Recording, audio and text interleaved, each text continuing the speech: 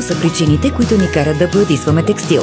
Например, вместо розово, сега предпочитаме рубинено-червено. Наследеното ленено спално бельо най-после ще пасва идеално към спалнята. Любимите ни черни джинси или късата черна рокля са посивели и непременно желаем да променим това. Simply предлага подходящата боя за всяко приложение. За пребоядисване и промяна на цвета е подходяща текстилната боя Intensive. За обновяване на цвета на черен и син текстил Back to Black и Back to Blue. А за креативно боядисване текстилната боя Expert. Но как всъщност се боядисва? Това действително е много лесно. Да започнем с текстилната боя Intensive.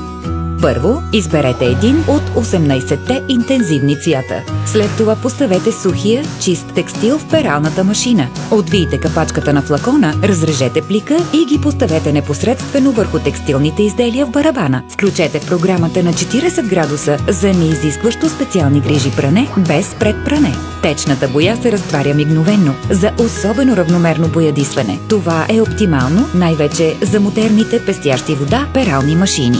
Така.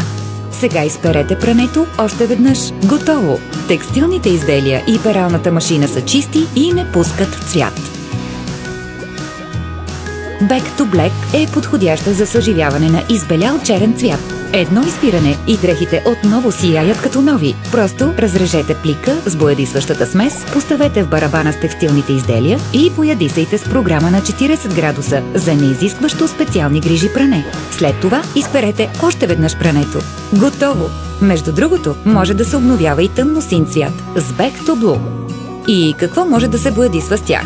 Могат да се боядисват естествени влакна с растителен произход, т.е. памук, вискоза и лен. При смесени тъкани от тези влакна и синтетика се получава по-светъл цвят. Съдържанието на синтетични влакна трябва да е максимум 50%. Шевове от изкуствени влакна или ципове не поемат боята. При светли цветове могат да останат видими шарки.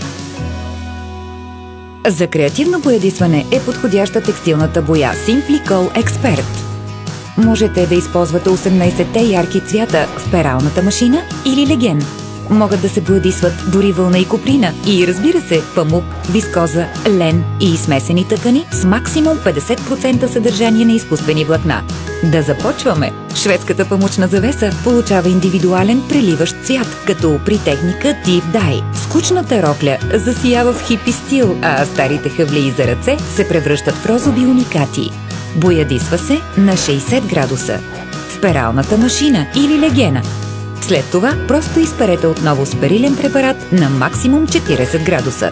Още по-дълготраен и ярък цвят осигурява фиксаторът за боя Expert. Просто го сипете в отделението за омекотители в легена. Да започваме! Желаем ви приятни мигове при боядисването на текстил с Simply Orигиналът.